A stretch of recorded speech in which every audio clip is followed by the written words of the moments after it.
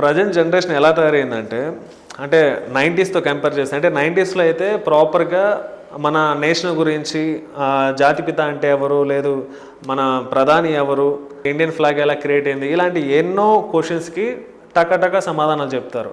కానీ సిచ్యువేషన్ ఇప్పుడు మారిపోయింది. ప్రజెంట్ ఇప్పుడున్న కిడ్స్ అంటే 2000 బాండ్ కిడ్స్ అందరూ కూడా వాళ్ళని అట్లీస్ట్ పిఎం అంటే ఎవరు అన్నా కానీ కాసేపు ఇలా స్టన్ అవుతారు. అట్లీస్ట్ రాష్ట్రపతి ఎవరు, లేదు ముఖ్యమంత్రి ఎవరన్నా కానీ, లేదు మీ నియోజకవర్గ ఎమ్మెల్యే ఎవరన్నా కానీ కాసేపు ఇలా బ్లాంక్ అవుతారు. సో ఈ సిచ్యువేషన్ క్రియేట్ అయిపోయింది. ఇది ఎందుకని జరుగుతుంది ఇలా ప్రజెంట్? వెరీ గుడ్, మంచి ప్రశ్న ఇది. సో ఇప్పుడున్నటువంటి సమాజం ఎలా ఉందంటే రెడీమేడ్.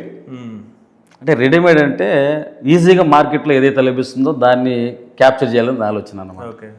సో వాళ్ళకి గతంలో ఏం జరిగిందనే విషయం గురించి పట్టించుకోవడం వాళ్ళు. అది ఎక్కడి నుంచి వస్తుంది? ఫ్రమ్ ద స్కూలింగ్లో నుంచి వస్తుంది. స్కూలింగ్లో వాళ్ళకి ఆగస్ట్ 15 గురించి నేర్పిస్తున్నారు, జనవరి 26 గురించి నేర్పిస్తున్నారు, గాంధీ జయంతి గురించి నేర్పిస్తున్నారు, అదేవిధంగా అంబేద్కర్ జయంతి గురించి అన్నీ నేర్పిస్తున్నారు. వాళ్ళకి అన్నీ చెప్తున్నారు. అరే మన రాజ్యాంగ నిర్మాత ఈయనరా, ఒక జాతిపిత మహాత్మా గాంధీ. సో మనకు 1947లో ఫ్రీడమ్ వచ్చింది, ఒక ఫుల్ ఫ్రీడమ్ 1951లో వచ్చింది అని అన్నీ నేర్పిస్తున్నారు వాళ్ళకి. కానీ వాళ్ళ ఫోకస్ అంతా కూడా ఎలా ఉందంటే ఇప్పుడున్న ట్రెండ్కి రెడీమేడ్. ఓకే.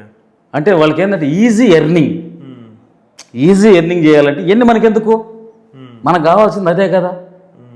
ఓకే, ఇప్పుడు నేను ఇంజనీరింగ్ సైడ్ వెళ్తున్నాను, నాకు కావాల్సింది ఏంది అక్కడ ఉన్నటువంటి సబ్జెక్ట్. ఓకే.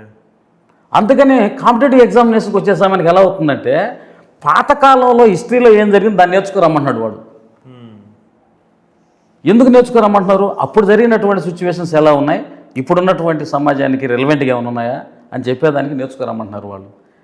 ఎందుకంటే ఎక్కువ మంది మెజారిటీ ఈ వైపు వెళ్తున్నారు కాబట్టి ఈ మీరు అన్నట్టు మన జాతిపిత ఎవరంటే ఒక నిమిషం ఆలోచిస్తున్నారు వాళ్ళు. ఎందుకంటే ఫోకస్ ఎక్కువగా పెట్టడం వల్లే. ఓకే, ఎగ్జామినేషన్ పాయింట్ ఆఫ్ వ్యూలో ఏం కావాలో అదే నేర్చుకుంటున్నారు అంతే. అంత జనరల్ నాలెడ్జ్గా క్యాప్చర్ చేసుకొని క్విజ్ కాంపిటీషన్స్ ఇవి లేవు. ఇప్పుడు ప్రజెంట్ క్విజ్ పెట్టుకున్నాము, అదేవిధంగా ఉపన్యసిస్తాము, లైబ్రరీకి వెళ్ళి బుక్స్ చదువుదాము. ఈవెన్ ఆల్సో న్యూస్ పేపర్ చదివే వాళ్ళు స్టూడెంట్స్ కూడా లేరు ఈ రోజుల్లో. అయితే అరచేతిలో వాళ్ళకి పూర్తిగా ప్రపంచం అంతా ఉన్నప్పుడు ఏం కావాలని అదే నేర్పించేస్తుంది. ఇప్పుడు మా రోజుల్లో మేమైతే బుక్స్ని రెఫర్ చేసుకునే వాళ్ళు, లైబ్రరీకి వెళ్ళే వాళ్ళని.